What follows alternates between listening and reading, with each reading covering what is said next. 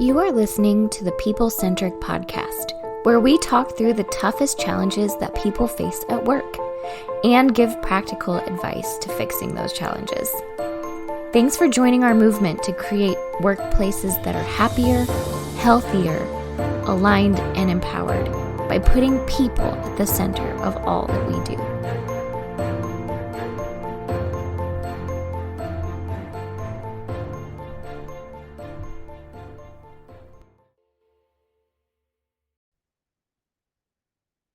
Hey, People Centric leaders. Welcome to the People Centric Podcast. Was that the most corny opening we've ever done for this? Bethany, I see you. I can see Bethany, like I'm watching Bethany on the camera and she's doing this neck thing. Was it too radio-y? What was going on there? Yeah, I felt very radio show guy. Radio show guy. I was using my radio show voice. Ladies and gentlemen, the People Centric Podcast, the podcast for the people. Welcome to the show. Welcome to the show. We're going to take a caller right now. Caller, are you here? Hi, Okay. Don, I'm here. I knew Stephanie was going to do it. So we already have Bethany. You already from I Bethany. can't help it. I can't And help I it. knew if I called for a caller, I don't know why, but I knew Stephanie was going to be the one most likely to jump in and improv and riff with me. Hi, Don, a longtime listener, first time caller. Perfect. Yeah. What song would you like us to play today? Oh, Nothing. She was no, stumped. She nothing. was I stumped. thought this was more of like a Delilah, where then you were going to pick a song based on what I talked about. Oh, yeah. Well, Delilah or Frasier Or or see, I was over here trying to think of a quick Laura. rhyming jingle that would be the song we would then give you. Welcome to People Centric, where we can help you and your team. But then it stopped rhyming, so we're good. We're done. Fine. You had a lot of time to, I guess, think about that while we were talking, Yeah. because that was something. Listen to our podcast for some knowledge you might glean. Wow. See? So this podcast is completely derailed. It's completely already. shot. How No, far you are know we what? into this? we should jump into. So you can hear right now. You've got Don Harkey here, myself. You've got Bethany Taff. You've got Stephanie Anderson. You've got Philip Herzog. And you got to hear from each of us already as we're riffing here at the beginning of this topic. But okay, I'm going to start off this topic this way, and I'm going to talk about a specific industry. But we're going to broaden this a little bit. So the industry that I'm going to start off with is healthcare. We work a lot in healthcare. There's a lot of healthcare folks that are out there. And one of the biggest buzz phrases in healthcare over the past couple of decades is called patient-centered care. We have to come out and we have to do everything for the patient. Everything is for the patient. We have to focus on the patient. And we wrote an article a few years ago that got a lot of attention because we came out against the idea of patient-centered care. We said that we don't think patient-centered care and the focus on patient-centered care works very well. And that's based on our experience working with lots of different practices. Now, you might be listening to this saying, I'm not in healthcare, but I think patient-centered care is a good idea. Or you might be in healthcare and say, no, it is all about the patient. We need to be about the patient. But the point that we were trying to make with that article is that it's not necessarily about the patient. It's actually about the people that work at the healthcare institution. So we said, instead of being patient-centered care, you should be people-centered care. And the idea is that if you take care of your people, then they will take care of the patient. And we've expanded this a lot as our own team. We have a mantra that we like to put out there. And so we're going to put the mantra out for you all, and you can choose to adopt it. If you adopt it, you owe us $5 a month. It's a trademark violation that you'll have to pay us regularly for, but you can adopt something similar. And our mantra It'll be is worth it. It'll be worth it. it'll be more than worth it. You'll get more than that out of it. And then we also want 10% of all the money that you make from the mantra. That's all we're asking for is 10%. Seems like a small amount to give for this kind of wisdom. But our mantra is team client community. Team client community. And the idea of team client community is that those are our three priorities as people centric. And it's those priorities in that order. It's team client community. So sorry, clients who are listening to this, you are not our top priority as a team. Actually, we are the top priority as a team. And that might sound really selfish, but we're going to focus on ourselves first and make sure that everybody on our team is really well taken care of. And by doing that, our theory has been that then the clients will be taken care of as well, because we will be in a good state and then we'll help you. And then that in turn will help to impact the world around us. So it's kind of like this idea of if you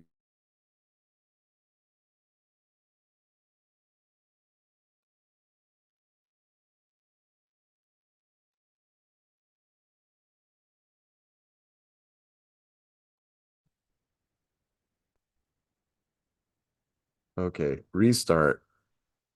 If you fly a lot, you get the idea that you've heard a lot of times the flight attendants will say, put your own oxygen mask on before assisting others. That's kind of the idea here.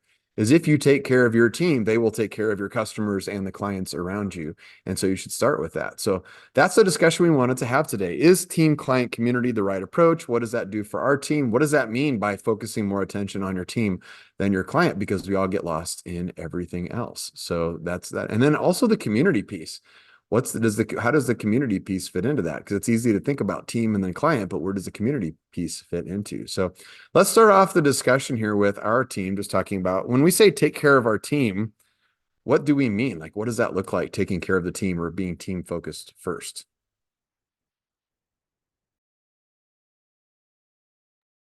Well, good question. I think that we all do a really good job of taking care of our team. So, I mean, I'm trying to think of a good example, but I think that we're all just kind of looking for, if there's something going on in each person's life individually, and we need to kind of step up and help out in some other way. We always try to do that. So I think about, this is an example that I always think of with this actually, is when I first started with People Centric. I probably shared this on the podcast before, but when my first, I don't know, the first client interaction that I had, me and Diana were going to get to go and do a presentation for a client, lead them through some different workshops and things like that. And I got a phone call that my kid was sick and I needed to go pick them up. And so I felt I was horrible because I really wanted to be there with the client. But in that moment, it was like, okay, our team rallied around me, and I was able to leave and go pick up my kid and go home and take care of him. And it wasn't an issue because I had just kind of, like, Matt showed up to the location where this team event was, where this client event was. And jumped in and helped Diana, and Diana was like, no problem, go take care of your little one. And everybody else just kind of checked in to say, like, hey, are we good? Do we need anything else? And that way, like, the client really was served well there too. So it wasn't like they were left hanging by any means, but everybody just kind of rallied around too and made me feel supported and like, okay, you can go do what you need to do. And you have a high priority here is to take care of your family right now. And so that's one example I think of specifically when we talk about like team and prioritizing that. There's probably lots of other good examples, but that's the one for me that kind of sticks out personally. So I'm thinking a little bit about like what's the impact on the rest of the team on that. So like obviously for you, Bethany, in that moment, that feels pretty good because you're like, okay, I can go take care of this thing I have to take care of.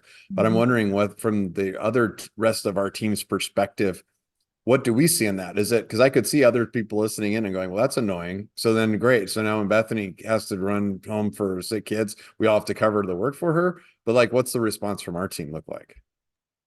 I mean, I would say my response to that of why it works is because we don't keep score, right? Like, if it feels gross and unfair, if I have to keep score of every time that Bethany leaves versus how many times I have to leave for a personal situation, or if we're keeping track of the flexibility, then it's not really flexible, right? That's not freedom in your time if we're keeping score.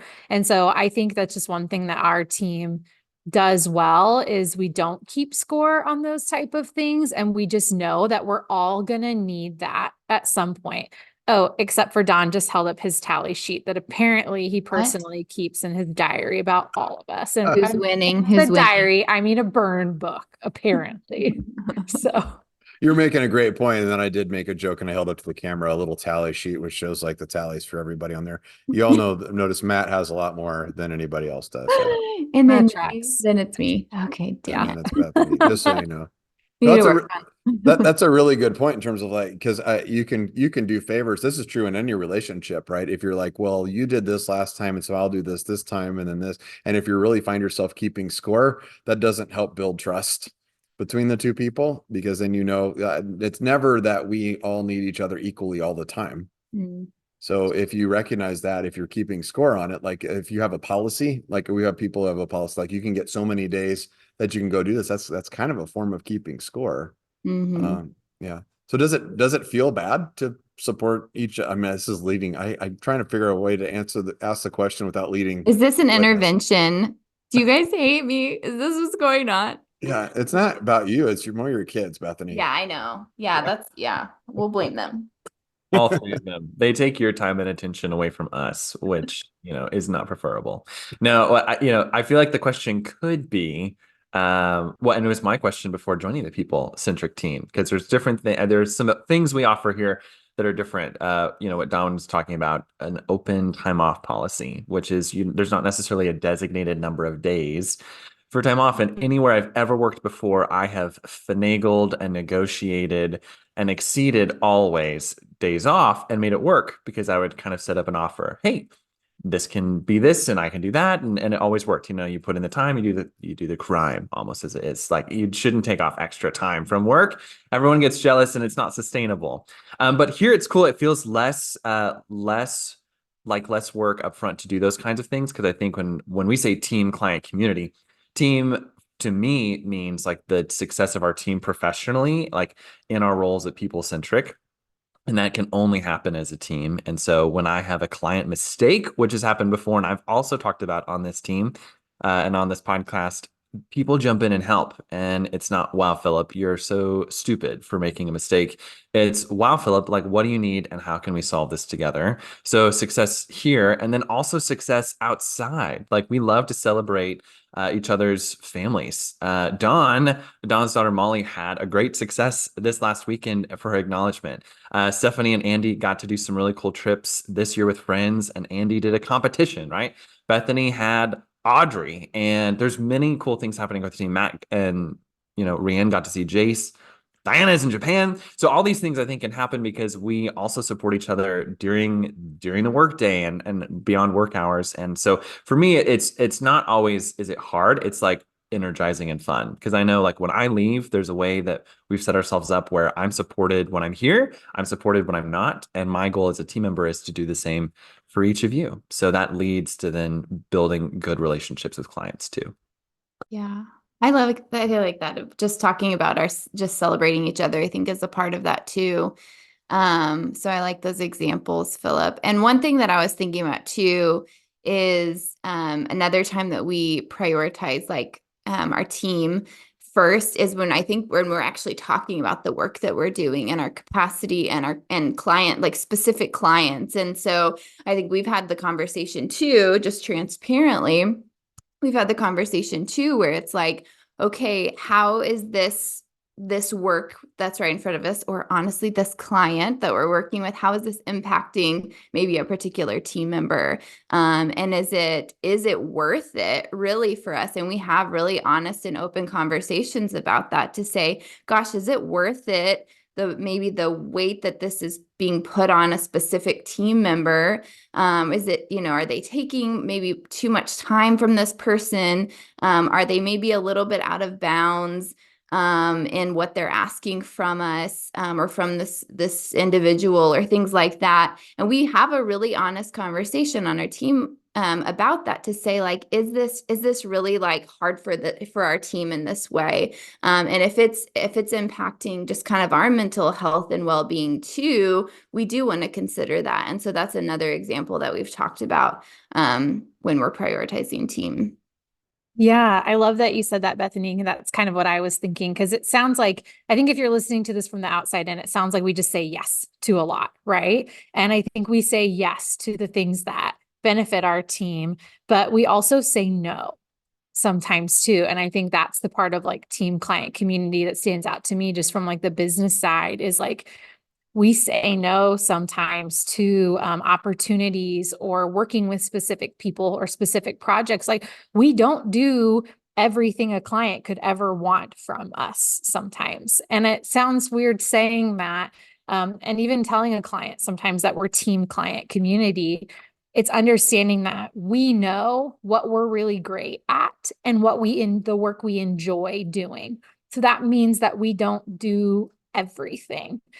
We have healthy boundaries around like our work and our team and our time. And so we're able to say yes to the kind of stuff we were talking about of like having that flexibility and being able to take time off or step away for something that is going on in your life personally, of like, we do say no. And I think we've done a great job as a company really refining down, again, like the work that we feel like we're really great at and we enjoy doing. And we don't really deviate from that. I mean, it's not that if a client asked us something that was a little bit outside of that, it's an immediate no. But it's usually something that then we, to Bethany's point, we have to think about as a team. We have to talk about and say like, okay, are we going to do that? What would the impact be for the client? What would the impact be on our team if we kind of stepped outside of our normal space and did something like that?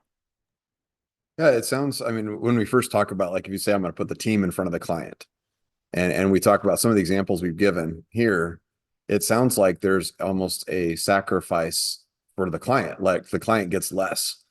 But what we've seen, and Spet Healthcare is a fantastic example of this, is that the patient satisfaction scores go up.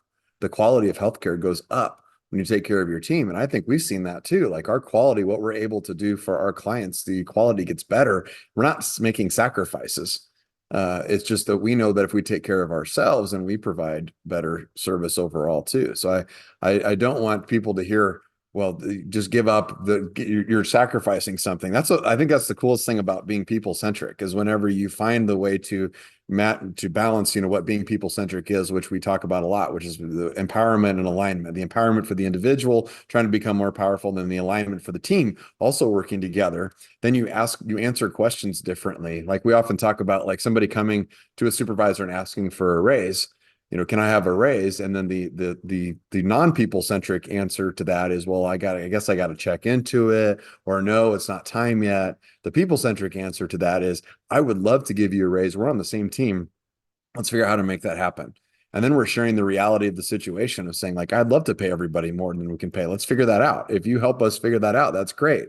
Or if it's like, if your team says, hey, I want to be able to take vacations off, or take a couple of weeks to go overseas, or to take care of a sick kid or something. The old way of looking at it, the traditional way, is, what will the company give me? What does the policy say that the company will give me? And then I'm going to take what the company gives. And what we've said is, no, the people-centric way of doing that is saying, we both have a mutual problem that we need to solve here. Let's fix it together. Yeah, let's figure it out. How can I take the time off and take care of the client? And how can I make sure I'm going home and still take care of what's going on in front of that? So it's not dump the client things. It's our teams working at it together, if that makes sense. How do we maintain some form? I know a question is going to come up, because we talk about, like, our open time off policy is one that I know gets a lot of people, like, they get puzzled about it. And we work in a lot of industries where there's a lot of heavy policies, and we don't have a lot of heavy policies. Like our policy, we have a 1-page bill of rights, so to speak. That's what our team what our team gets from each other, what our clients expect from us, those kinds of things. How do you get through? Where does accountability come without policy, I guess, is the question. How do you hold a team accountable if you're not going to have a policy? If you get this many days off, or here's you can get this, if you have the family emergency, here's who the family can be, those kind of things. How do we still hold accountability? I think it's so much of that is just we actually talk to each other and we actually have conversations about things. And I think ruling by policy is a very like authoritarian, I don't want to say necessarily old school, but I think that's how a lot of like looking back, a lot of businesses controlled their workforce, was just like, we've just got this big rule book and we can be punitive for everything that you break. And it leaves all of the control and power with the employer, versus recognizing, like when we talk about empowerment, your employees have power, right? And so how do we help them like live that out and become more powerful in a healthy and positive way, versus I have to use my power to take you down. I have to use my power to fight you as an employer for what I feel I deserve. And so, it's funny, and we say this a lot to clients, like ruling by policy, just simply put, doesn't work. And I wish it did. Like, I think my natural style is a little more authoritarian. And wouldn't it be great if we could just like write the book and that everyone just did it and they were happy and they followed all the rules? But I think it works for us to not have a lot of those because we actually just talk about it and we take things a situation at a time and a season of business at a time. And we try to think about like, I mean, what feels fair, but also like, what do we want to do, and not keeping ourselves so closely bound by rules that if there are moments where we want to do more for someone or we want to help someone, and this is especially where that community piece starts coming in, if we want to do those things that we can, and it's not like we're breaking our own rules to do that. I love that. That's good. Yeah, we were just at a conference and we spoke to somebody who was they said they just implemented a new cell phone policy because somebody was spending time on their cell phone. They had a front desk situation and people would frequently come and the person would be like, wait a second, let me finish this, and do something on their phone, and then would pay attention. And the manager saw it a couple times. And then they implemented that policy, and they said, so we had to implement that policy, was the discussion.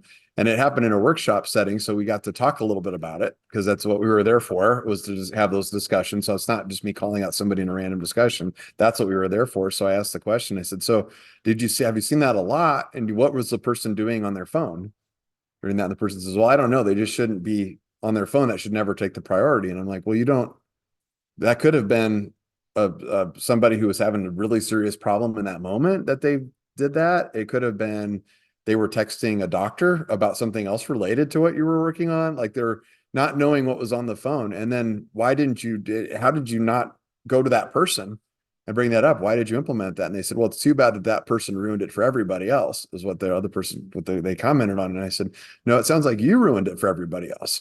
Like, by avoiding a conversation with that person individually of what were you doing on the phone, it shows a lack of accountability. To have it. Yeah. If you're sitting there and you're playing Words with Friends and you're trying to fill out the last space to be able to do that, and a customer standing in front of you waiting or something, that's different than if, okay, oh, my son, is trying to get home from school and they missed the bus or something like that. And now I've got a second grader waiting outside in front of the school with no ride home. That's a different situation. So I think, yeah, I like that. You have to have the conversations. It forces you to talk as a team. I was thinking of what you said earlier, Don, the difference between, and not that all policies do this, we help many, many STEP teams make really awesome policies, I think, and it's how they're made and how they're served. But a lot of the times it can become, I think as an employee, you can feel like you're entitled, which if policy does that, right, I'm entitled to X number of days. And as an employer, you also can feel entitled. Well, employee, I only have to give you X number of days, or whatever that might be, or whatever that looks like. And I know we're focusing on time off. This would apply, I think, to anything that makes a healthy team.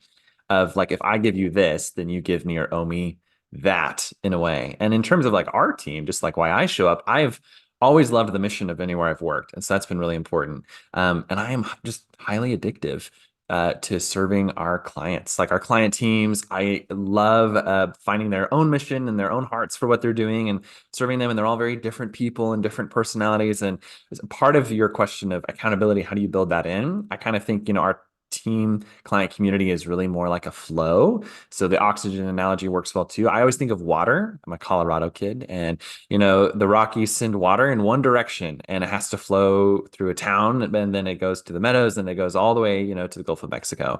And if like we're not getting the flow of resources and support from our own team, then we really can't pass those along down the river to our clients. And then our communities suffer when our clients don't succeed. And so what I love about that analogy too is like team client community. If every business did that, and I think that's a part of what we would say our movement is, think of like all the different communities that would be better if we're very clearly saying we care about our community, but also what about our clients and our team? And it's not at the expense of our client and our community. It's because we care about them that we want to make sure these resources go down the river.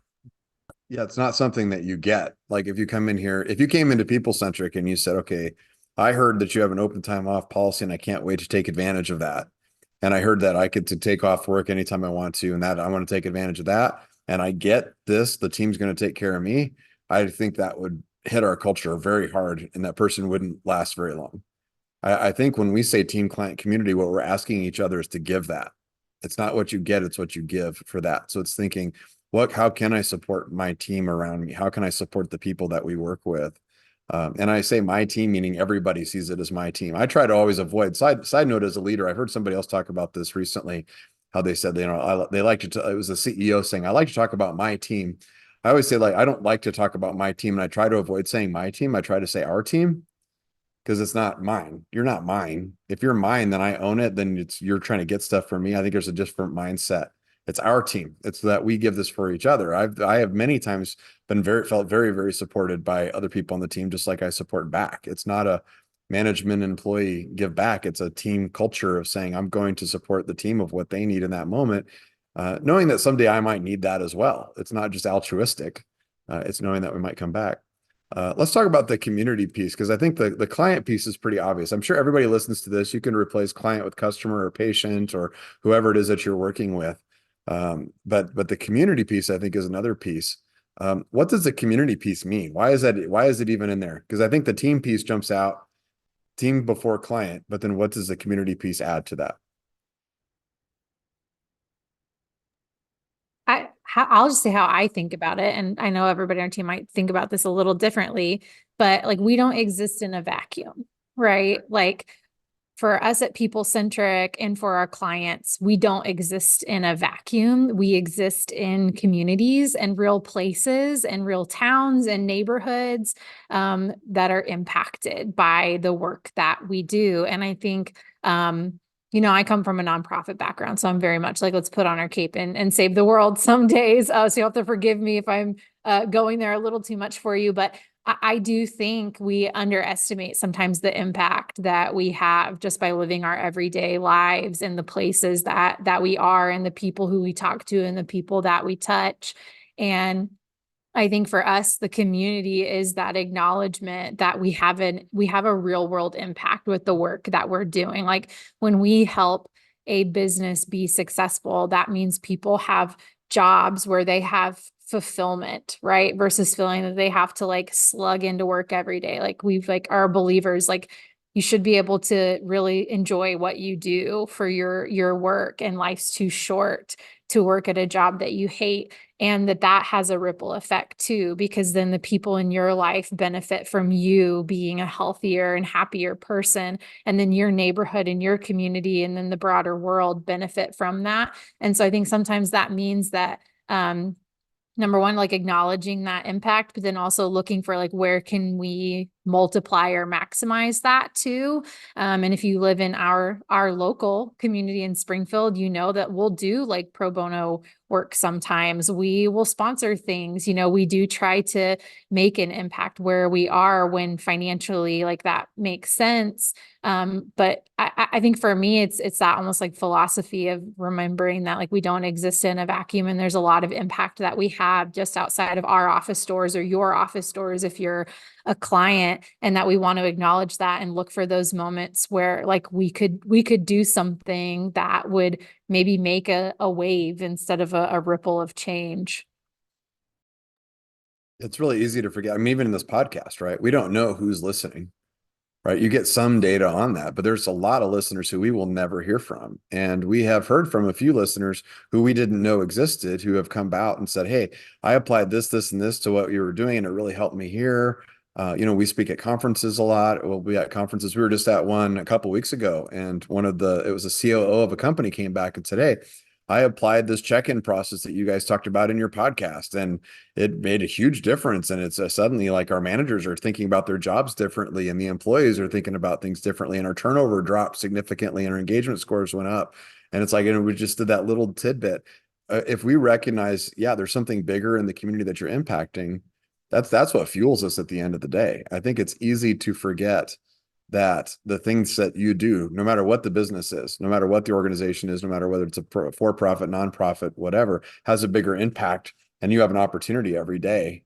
What a cool way to look for how you're making an impact, and that fuels us at the end of the day. Mm-hmm. Yeah, that's really good. I think this is also another area that you could speak that kind of speaks to the accountability piece too for our team, is that, and I think you were saying this a little bit too, Stephanie, but it's just like the way that we show up in our community, whether good or bad, like if we have community as kind of on our priority list of team client community, if we're showing up poorly in our community, or we're coming across negatively, or we're bashing our community or whatever, like that's not part of how we do things. And that's something that I think is also used to kind of hold our team accountable. And it's easy to do that when you're when you're trying to lead a movement. I think our team, it goes back to what we were talking about, kind of full circle, of where sometimes we get frustrated with a direction a client's going. I mean, just being honest, because we have a vision where our whole team cares about what's happening with the client a lot. And sometimes when a client's struggling, I think almost every time when a client's struggling, we struggle at least a little bit too with that client. So then sometimes we have to think a little bit and think, is it having the impact at the end of the day? Which goes back to that value that we have, that impact value, that tells us why we do what we do. And if it doesn't have the impact on the community that we would like it to have, it reminds us not to get, or not to, I was going to say not to get frustrated, but you can't not get frustrated. You just can, it only informs what you do next. It's easy to get down on a community. Right. Yeah, it's a perspective. It reminds you to kind of recenters you a little bit back towards how things, what kind of impact we're trying to make at the end of the day. Curious, this is I keep putting our team on the spot here with questions that we haven't talked about, but I'm kind of curious to hear the team's response. We've talked about mission, vision, and values before, and we have a mission. Our mission is to put people, no, I'm sorry, our mission is to create healthy organizations where people are aligned and empowered. And then our vision is to put people at the center of every organization. And then we have our values that are out there, which are team, impact, communication, and I'm forgetting one. Oh my gosh.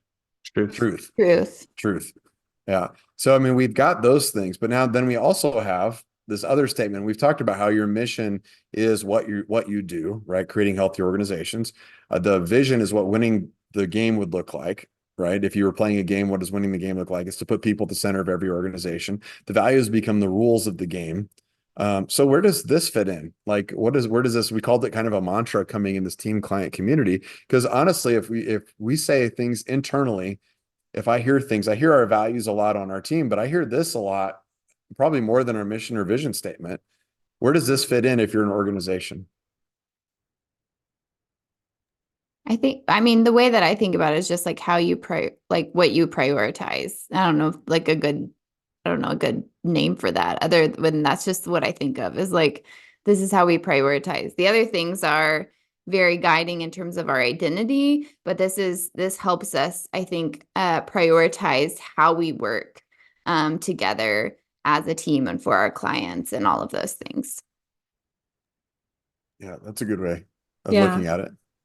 I agree with what you said, Bethany, of like, because I think about our values and like, those are the things that we're going to die on a hill for. Like we won't forsake those. Right. And that is identity, who we are. But yeah, to me, I agree. It's like helps me know how to prioritize things, or helps me know how to have a conversation within our team or externally, helps guide decision making in some ways for me. And so it's, for me, really, really closely tied to values. And I think you could pull our values to like touch point each of these. So that's a good question of, I guess, like, what do we call this thing that we do? Well, I know, team is one of our values directly. And so in a way, I think I always think of our clients, and many of them share, you're a part of our team. They'll say, we had a leadership meeting and we want a people-centric person with us because you're on our team. And so, and I would consider a rubric. I also am team community Springfield, right? Like through and through. And so to Bethany's point, how I prioritize, again, that flow of like where we put first things first. And even into our own values, I think like if you're not truthful with your own team, how can you be truthful with a client and then your community? And if you're not building an impact with your own team, how could you be impactful with a client? And I think it's, it's one of those things, if you're to that earlier example of patient-centric care, like if you're doing things to your team at the expense of your team for a patient, like good for your patient, right? Philip walks in as a patient to our hospitals. I want to be cared for. But if it's my care is at the expense of a team as a whole, then in 5 and 10 years, my patient care will be way worse. And I saw that recently. I checked in somewhere had a blood draw for a certain situation, and I was just talking to this person and the staff member drawing my blood, which I hate, by the way. So I'm just desperate to talk about anything to keep my mind off of, what's being stolen from my body. And he basically was talking and not passionate about where he works. Let me tell you. I'm like, hey, do you know so and so? And he's like, no. Oh, hey, how long have you been at this hospital? A year. Oh, cool. What'd you do before this? Phlebotomy. Like, no passion at all, right? And so I think these are things, again, I don't know all of this person's story, but he is definitely not an engaged person, and it's impacting him. And so these are principles, yeah, guaranteed. If you start to apply them, they make a difference. That's good. I think what you were saying, Philip, is the idea is that our values and our mission and vision inform how we interact with our team, client, and community, Totally. right? Yes. And Yes. so, yeah, so we talk about that a lot of like, yeah, what, are we telling the truth to both our team and our client and the community? And are we making an impact in all of those different areas? And, we talk through those different things. And so they inform how we interact with all of those different groups. Yeah, and to maybe sorry to keep on Philip's blood analogy here if you're squeamish. But of like it is that idea of like patient-centric care would tell you if it means like saving the patient and doing what's right for them, then you would bleed yourself dry, like give them all the blood in your body to make it happen, right? And for us being like team, client, community, and people centric, it's saying like, no, like you got to put your own oxygen mask on first. And it doesn't actually help the patient for you to bleed yourself dry to give them all of your blood, because then you can't keep doing good work and you can't save more people. And so, yeah, just to kind of piggyback on what you were saying, Philip, of like why our values are in that order. And again, apologies to the squeamish listeners that we've told a blood story and I've made the blood story go longer and I keep saying it. But just to say that I think like you have to be willing to say at a certain point, like if we really believe that we're making an impact as a company, how do we keep doing that? And how do we make it sustainable? And I think the way you make it sustainable is like you take care of your team and you make sure that everybody who's here is passionate and can continue to be passionate and take care of themselves and take care of their families. So that way people can continue benefiting from the good work that you're doing, and not all of a sudden they find themselves completely burnt out after doing it for 2 years because we've asked them to give everything away. Yeah, so I think we're giving everybody here permission to think outside their vision, mission, values statement and think truly, when you think about a culture, what is a culture? It's really just a series of habits. And if you think about your culture as a series of habits, then you also are going to have a series of legends, a series of stories that help to guide those habits. And that's kind of what I opened up saying this is kind of our mantra, because we say it a lot, but it does help our team. It's not just to remind each other, it's also to remind ourselves of what decisions do we make in the day. I talked to a supervisor and I told them about our team client community because they said that they come in the morning and they said they have all the Monday morning, good mornings. Well, how was your weekend conversations with everybody? And we have our share of those here too in the morning. And he's like, I'm coming in my mind thinking, okay, I've got all this work to do right now. And I'm trying to hit the work and trying to hit the ground running and doing all this stuff. And then everybody comes in and I'm distracted. And he's thinking he was going to start to isolate himself in the morning. And I brought out and I said, if you look at it a little bit differently and you realize that those moments when you're working on those relationships and you're checking in with your team and you're doing that you're doing some of the most important work that you do, the other stuff will keep. Like you'll still come around. You'll get around to that stuff. But this is some of the most important stuff that you do as a team, because your job is not to make your people do something. Your job is to set up an environment where your people want to do something. That's what the benefit of being people centric is. You don't have to convince a nurse to take care of a patient. And psychologically, if you push the nurse to take care of the patient more, then you rob the nurse of their satisfaction of the work that they give. Where if you take care of the nurse, then the nurse will want to take care of the patient because that's why they're a nurse. It's not because of the glory for what they do. It's because of the job that they want to, the impact that they want to make, again, on the community at the end of the day. So I think that while we say team, client, community, because it fits with the way that we think about it, I think that every organization could come up with their own version of that and really challenge yourself and see if that priority works for you. So closing thoughts for our listeners here on this topic. This is a fun topic because we talk about this all the time internally, but we don't share it a lot out externally. And I hope if you're a client, by the way, you're not thinking, oh, good, I'm your second priority. Fantastic. Well, you are. And I'm sorry that's how it is. But any other thoughts here for our listeners?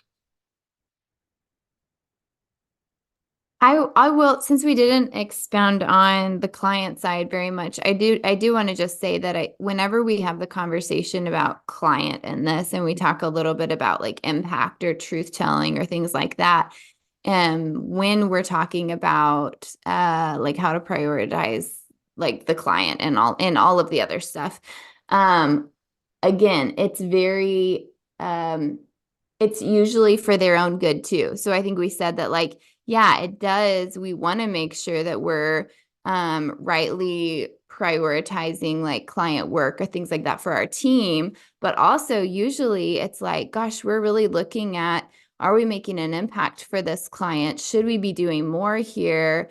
Are we telling them the truth? If we're not, like, what are we doing and why are we not doing that?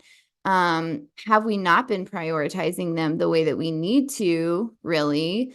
And so I think we're all having those conversations too. And I just wanted to say that because, to your point, Don, we do think a lot about our clients, and not just that they're second on our priority list, but we're having those hard conversations too, and it's ultimately to benefit the client as well. Yeah, not just because that's what they want, but because that's what they need. Right. Yeah. And to figure out how to stay with them as they get what they need and as they make decisions along the way. And then also dealing with it when they don't make decisions along the way. And we're riding along for a while going, okay, I know you've got a key decision coming up, or you're trying to come to the table on something, and then figuring out how to support each other as we're riding along with that. So I think this is a great topic, something to just consider with your organization, that if you're going to truly become people-centric, you have to do this weird. And you have to do some weird things like having open time off policies and maybe not having policies at all. Maybe the policy, and I think Diana's brilliant in what she put in our HR manual. It says something, it says failures with our policies are a reflection on the person, not the policy. So if somebody came in and just absolutely failed our team client community policy, it's just not a good fit for our team. It's not a failure in that policy, so to speak. And it's not really a policy, it's a mantra, but it allows us to open up the conversations, and it keeps us focused on, keeps our eyes in the right spots. And as we go through our day and we get really, really busy with our clients, that at the end of the day, if we take care of each other, we're all here because for the same reason, because we're passionate about helping to create this movement where people are at the center of everything. And if we take care of each other and show that with each other, then we'll show that with our clients in a better spot. So hopefully this was beneficial for you all. Hey, send us more topics. We love to hear from you. I know that lots of you are listening. We love to hear from you every once in a while. So shoot us a note. But thanks a lot for joining us here in the latest episode of the People Centric Podcast. We'll check you next time.